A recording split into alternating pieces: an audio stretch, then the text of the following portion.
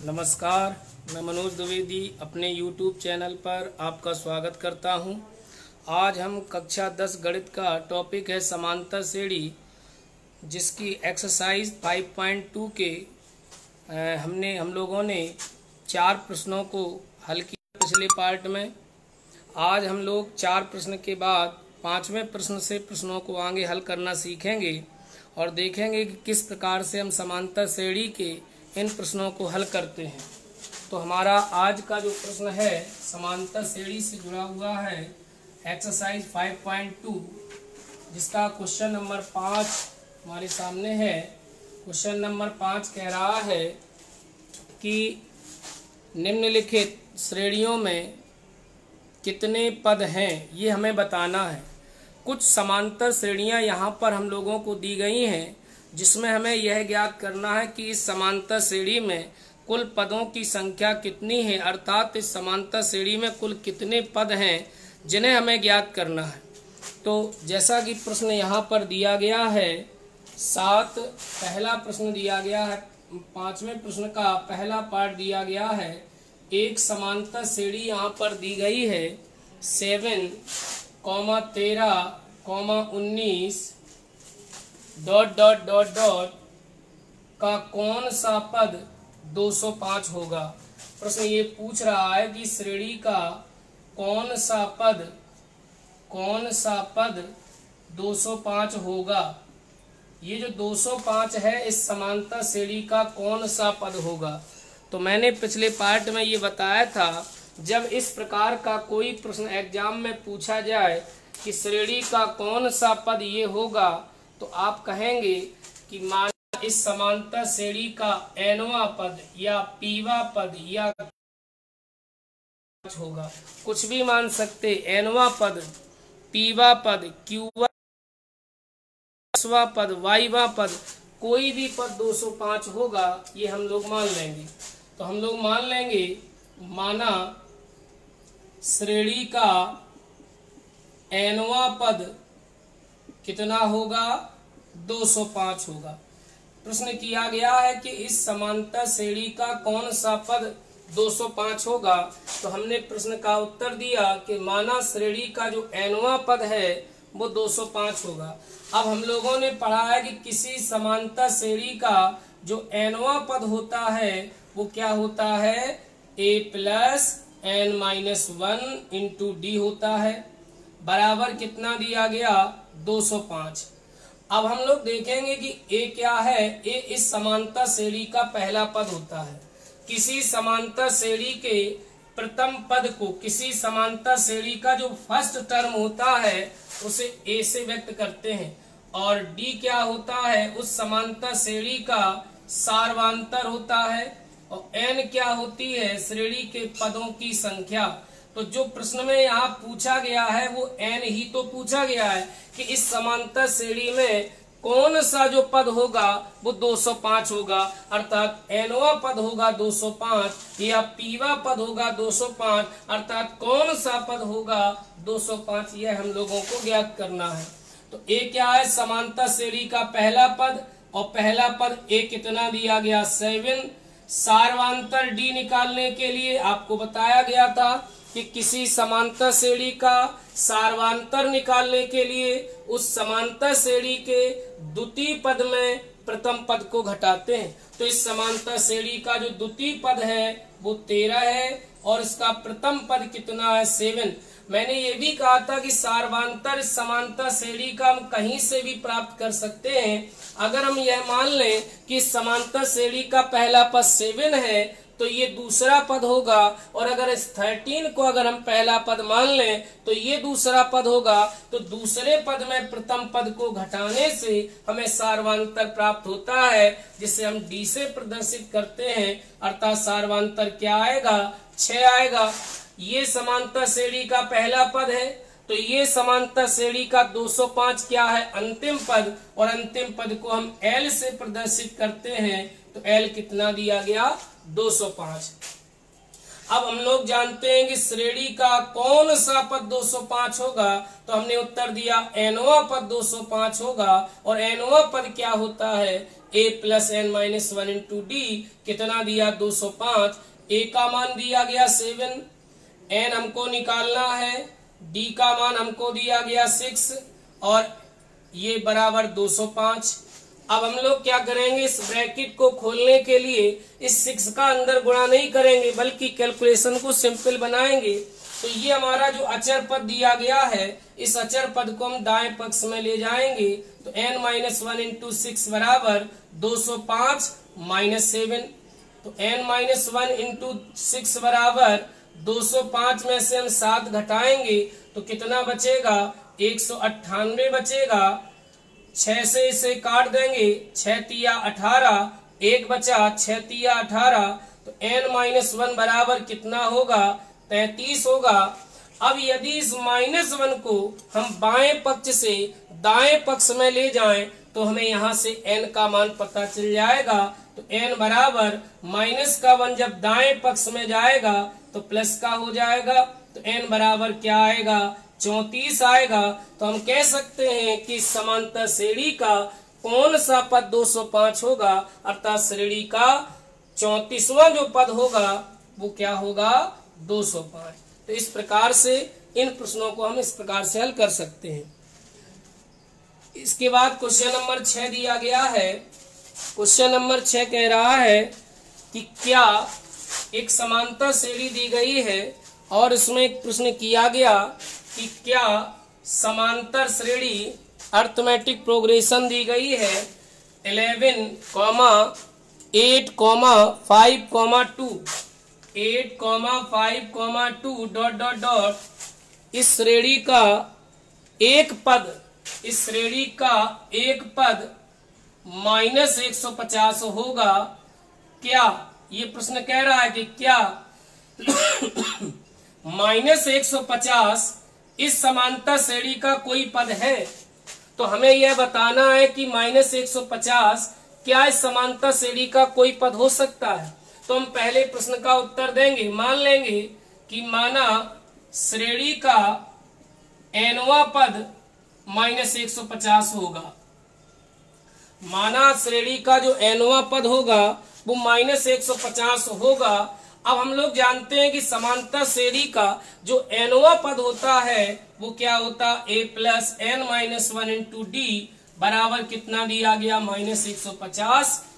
अब a क्या है, किसी समांतर श्रेणी का पहला पद और a का मान यहाँ दिया गया 11। d क्या होता है, सार्वांतर और सार्वांतर निकालने के लिए क्या करते हैं, श्रेणी के द्वितीय पद में श्रेणी के प्रथम पद को घटाते हैं। तो 8 में से 11 घटाएंगे तो -3 प्राप्त होगा। तो यहाँ पर a का मान हम रख देंगे कितना, 11। n हमको निकालना है कि कौन सा पद -150 होगा और अगर होगा तो क्यों, इसका भी उत्तर देना है। तो d दिया गया -3 बराबर दिया गया -150।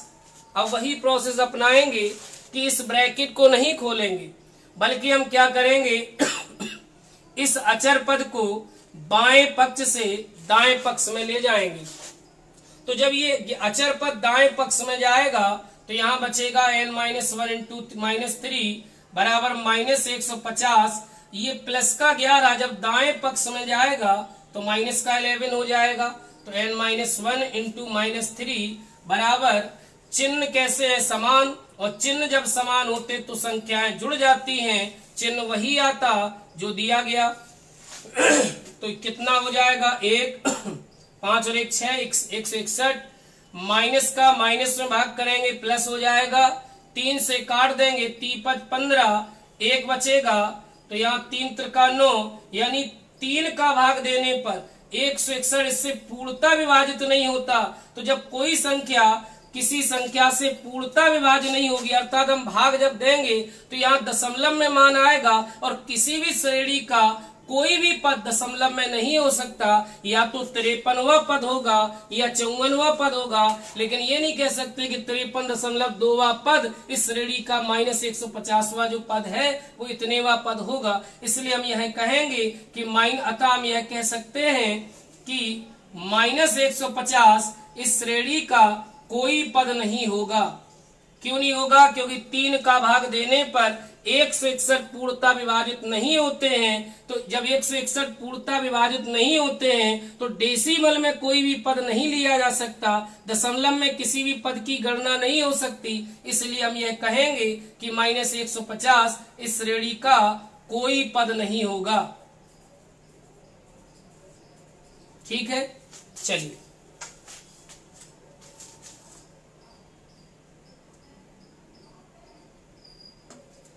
जी आगे देखेंगे। इसी प्रकार से अगले प्रश्न को हम लोग देखेंगे। अगला प्रश्न यहां पर दिया गया है, किसी समांतर श्रेणी का 31वां पद ज्ञात करिए। क्वेश्चन नंबर 7 यहां पर दिया गया है, किसी समांतर श्रेणी का 31वां पद ज्ञात कीजिए। 31वां पद यदि हमें निकालना है, किसी भी समांतर श्रेणी का कोई भी पद यदि हमें निकालना है, तो या तो हमें समांतर श्रेणी पता होनी चाहिए, या उस श्रेणी का प्रथम पद और सार्वंतर जब तक ज्ञात नहीं होगा तब तक उस समांतर श्रेणी का कोई भी पद हम नहीं निकाल सकते।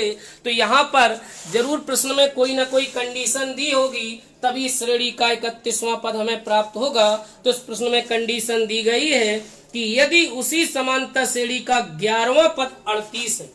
याद होगा मैंने पार्ट 1 में आपको बताया था कि किसी समांतर श्रेणी के व्यापक पदों के बारे में, यानी जनरल टर्म के बारे में आपको बताया था कि किसी समांतर श्रेणी के व्यापक पद क्या होते हैं। मैंने कहा था कि किसी समांतर श्रेणी का पहला पद a होता है, दूसरा पद a+d होता है, तीसरा पद a+2d होता है, यानी जैवा पद बोलेंगे 1d कम हो जाएगा, चौथा पद a+3d होगा। इसी प्रकार से अन्य पद हम निकाल सकते हैं। तो a+d, a+2d, a+3d मोर, ये सारे पद कहलाते हैं हमारे व्यापक पद अर्थात जनरल टर्म। तो यहाँ कह रहा है कि किसी समांतर श्रेणी का 11वां पद 38 है, यानी कंडीशन दी गई है। तो किसी समांतर श्रेणी का 11वां पद अगर हमसे पूछा जाए तो 11वां पद क्या हो जाएगा? a+10d। अब आप सोचेंगे कि a+10d जो 11वां पद हुआ ये कहां से आया? तो हम लोगों ने एक बात पढ़ी है कि किसी समांतर श्रेणी का जो nवां टर्म होता है, nवां पद होता है, वो होता है a+n-1 × d। इसी nवें पद से हम किसी समांतर श्रेणी का 11वां, 12वां, 20वां, 1000वां पद निकाल सकते हैं। तो यदि 11वां पद हमें निकालना है तो n के स्थान पर हम 11 रखेंगे तो हमें क्या प्राप्त होगा? a+10d। तो इसके लिए हम सीधे याद कर सकते हैं कि किसी समांतर श्रेणी का 11वां पद a+10d, 12वां पद a+11d, 13वां पद a+12d, यानी कोई भी पद निकालना है 1d कम करिए तो आपको वह पद हमें ज्ञात हो जाएगा। तो सवाल कह रहा है कि किसी समांतर श्रेणी का जो 11वां पद है वो कितना है? 38 दिया गया। तो यहाँ पर एक इक्वेशन तैयार हो जाएगा, इसे एक इक्वेशन मान लेंगे। इसी प्रकार से दूसरी कंडीशन कह रहा है कि किसी समांतर श्रेणी का जो 16वां पद है वो 73 है। तो अभी अभी मैंने कहा कि किसी समांतर श्रेणी का यदि 11वां पद a+10d है तो 16वां पद क्या होगा? तो 16वां पद a+15d होगा। तो किसी समांतर श्रेणी का 16वां पद a+15d कितना दिया गया? 73। तो यहाँ पर हमारे कितने इक्वेशन बन जाते हैं? 2। ये क्यों कंडीशन दी गई? क्योंकि उसने कहा 31वां पद निकालिए, और मैंने अभी कहा कि जब तक प्रश्न में या तो समांतर श्रेणी दी होगी या समांतर श्रेणी नहीं दी होगी तो समांतर श्रेणी का प्रथम पद और सार्वंतर हमको दिया होगा, और जब तक सार्वंतर और प्रथम पद नहीं दिया होगा तब तक कोई भी पद नहीं निकाला जा सकता। तो अगर 31वां पद चाहिए तो पहले हमें प्रथम पद और सार्वंतर निकालना होगा, और प्रथम पद सार्वंतर निकालने के लिए प्रश्न में कंडीशन दी गई, वो कह रहा समांतर श्रेणी का 11वां पद, और 11वां पद होता है a+10d, कितना दिया? 38। फिर कह रहा 16वां पद a+15d, कितना दिया? 73। अब यहाँ पे 2 इक्वेशन बन जाते हैं, इन दोनों को हल कर लेंगे। घटाने पर चिन्ह बदल जाएंगे, माइनस माइनस माइनस, ये धन ऋण का कैंसिल। 15 में से 10 घटाएंगे, माइनस की संख्या ज्यादा, माइनस के 5d, और 73 में 38 घटाएंगे, 13 में से 8 घटाए 5, 4 हो गया, 3 माइनस का 35 बचा, माइनस का माइनस में भाग कर दिया, प्लस हो गया, 5 से काट देंगे, 5 सते 35, तो d का मान आ जाएगा 7। d का मान निकल आया। अब इस d के इस मान को हम इन दोनों में से किसी भी एक इक्वेशन में रख देंगे तो हमें प्राप्त हो जाएगा a का मान।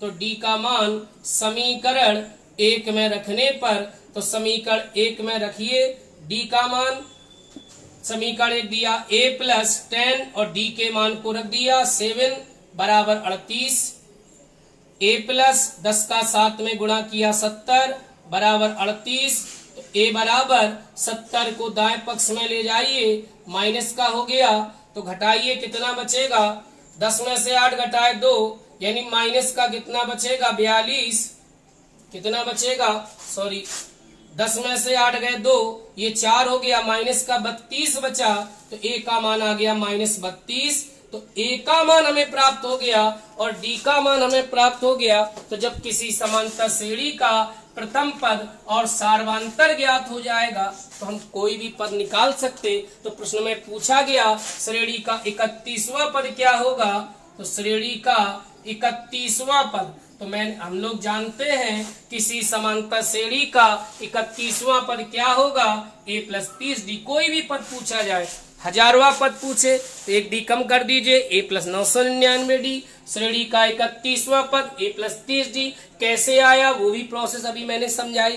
तो ध्यान दीजिए 31वां पद a प्लस 30d और a कितना है -32 और d कितना है हमारा 7, तो 30 × 7 तो कितना हो जाएगा 7 × 21 210, घटा दीजिए 210 में 32, 10 में से 2 घटाया 8, ये 4 हो गया, 7 बचा, 1 हो गया, 178 बचा।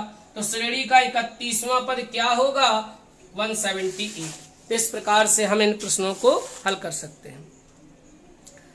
ये हमारी पब्लिक क्लास है यूट्यूब पर, मैंने 10 तारीख से बैच शुरू कर दिया है हाई स्कूल का।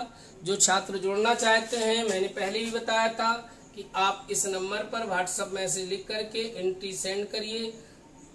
जितने भी छात्र क्लास 10th में पेड बैच से जुड़ना चाहते हैं वो इस नंबर पर एंट्री लिखकर सेंड करें।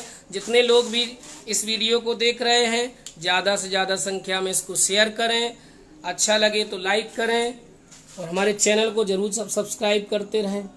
चलिए अगले प्रश्न पर चर्चा करते हैं। अगला प्रश्न यहाँ पर दिया गया है, जितने भी लोग देख रहे हैं हमारा YouTube channel maths with Manoj Dwivedi, इस पर जाकर के चैनल को सब्सक्राइब करें मैथ्स विद मनोज द्विवेदी,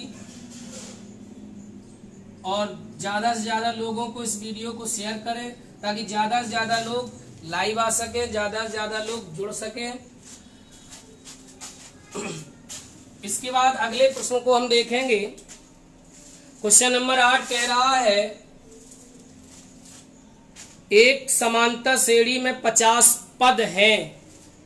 एक समांतर श्रेणी में 50 पद हैं, इसका मतलब कि समांतर श्रेणी में कुल पदों की जो संख्या है वो 50 है। तो किसी समांतर श्रेणी के पदों की संख्या को हम n से व्यक्त करते हैं, तो n का मान 50 दिया गया। वो कह रहा एक समांतर श्रेणी में 50 पद हैं, अर्थात इस समांतर श्रेणी में कुल पदों की जो संख्या वो 50 है। आगे कह रहा है जिसका तीसरा पद 12 है। अभी मैंने सारे व्यापक पदों के बारे में जाना कि किसी समांतर श्रेणी का कोई भी पद निकालना हो तो nवां पद a plus n minus 1 into D होता है। अब वो अगर पूछ रहा है तीसरा पद तो सीधे बोल सकते a प्लस 2d। किसी समांतर श्रेणी का पहला पद a, दूसरा पद a प्लस d, तीसरा पद a प्लस 2d। जो पद पूछे एक d कम करिए, तो किसी समांतर श्रेणी का तीसरा पद a प्लस 2d होता है। तो कितना दिया गया 12 दिया गया, एक इक्वेशन बन जाएगा। इसके बाद अंतिम पद 106 है। किसी समांतर श्रेणी का अंतिम पद l होता है, वो 106 दिया गया। इसका 29वां पद निकालिए, 29वां पद पूछा गया है। तो सोचिए अभी मैंने बताया था कि किसी भी श्रेणी का कोई भी पद चाहिए, या तो श्रेणी पता होनी चाहिए या श्रेणी का प्रथम पद और सार्वधातुक पता हो, तो श्रेणी का ना तो प्रथम पद दिया ना सार्वधातुक दिया, बल्कि n का मान दिया गया। तो हम इससे क्या करेंगे, पहले प्रथम पद और सार्वधातुक निकालेंगे, तब श्रेणी का 29वां पद ज्ञात होगा। तो ध्यान दीजिए, हमें क्या दिया गया, हमें श्रेणी का अंतिम पद दिया गया, और हम लोग जानते हैं, हम लोगों ने पिछले पार्ट में पढ़ा है कि किसी समांतर श्रेणी का जो अंतिम पद होता है वही श्रेणी का nवां पद होता है। तो इससे कह सकते हैं हम कि श्रेणी का जो nवां पद होता है वो अंतिम पद के बराबर होता है। क्योंकि हम लोग जानते हैं कि किसी समांतर श्रेणी का जो nवां पद होता है वो अंतिम पद के बराबर होता है, क्योंकि जो अंतिम पद होगा वही श्रेणी का nवां पद होगा। तो इससे निष्कर्ष ये निकलता है कि श्रेणी का nवां जो पद है वो अंतिम पद के बराबर होता है। तो nवां पद क्या होता है, a plus n minus 1 into D, और अंतिम पद l होता है। a हमें ज्ञात नहीं है, n हमको दिया गया 50, d हमको ज्ञात नहीं है, l कितना दिया 106, 50 में से घटाएंगे 49d बराबर 106, एक इक्वेशन ये बन जाता है। अब पिछले प्रश्न की तरीके से हम इक्वेशन फर्स्ट और सेकंड को यदि हल कर लेंगे तो a और d का मान हमको प्राप्त हो जाएगा। तो यहाँ पर हम लोग इक्वेशन फर्स्ट और सेकंड को यहाँ पे हल कर लेते हैं। तो इक्वेशन फर्स्ट दिया गया a प्लस 2d बराबर 12 और a प्लस 49d बराबर 106। घटाने पर साइन चेंज हो जाएंगे, माइनस हो जाएगा, माइनस हो जाएगा, ये कैंसिल। 49 में से 2 घटाएंगे माइनस के 47d, और 106 में 12 घटाएंगे तो कितना बचेगा, 106 में से 12 घटाइए 4, 10 में से 1 चला गया, कितना बचेगा 9, 10 में से 1 चला गया 9 बचा, 1 हो गया तो 94 बचा, माइनस का माइनस में भाग किया प्लस हो गया, 47 दूनी 94, डी का मान हमको कितना प्राप्त हो गया 2। तो इस प्रकार से जब हमने इक्वेशन फर्स्ट और सेकंड को हल किया तो यहाँ पर हमको डी का मान 2 प्राप्त हो गया। जितने भी लोग देख रहे हैं वो वीडियो को ज्यादा से ज्यादा शेयर करें।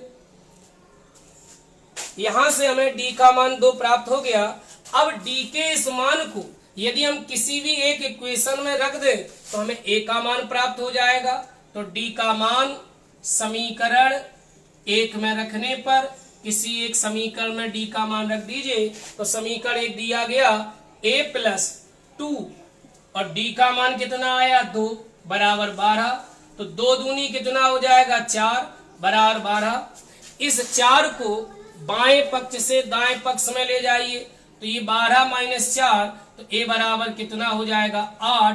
तो a का मान कितना आ गया 8। अब जब किसी समांतर श्रेणी का सार्वधातुक और समांतर श्रेणी का प्रथम पद दोनों ज्ञात हो जाए तो हम कोई भी पद निकाल सकते हैं। तो उसने कहा श्रेणी का 29वां पद बताइए। तो बताओ 29वां पद क्या होगा।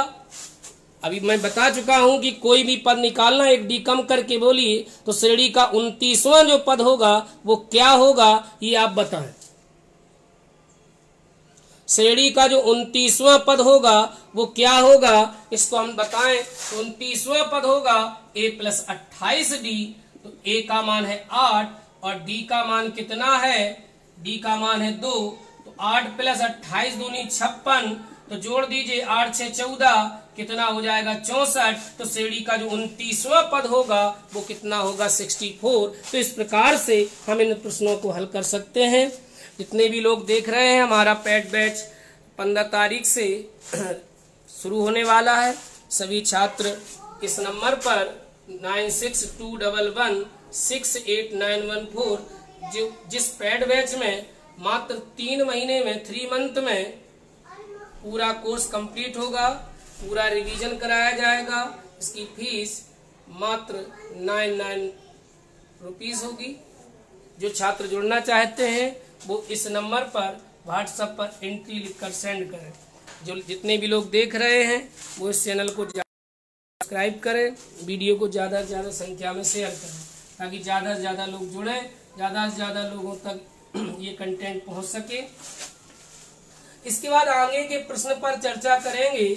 आगे का जो प्रश्न दिया गया है क्वेश्चन नंबर 9 कह रहा है कि किसी समांतर श्रेणी का तीसरा और नौवां पद 4 और -8 है।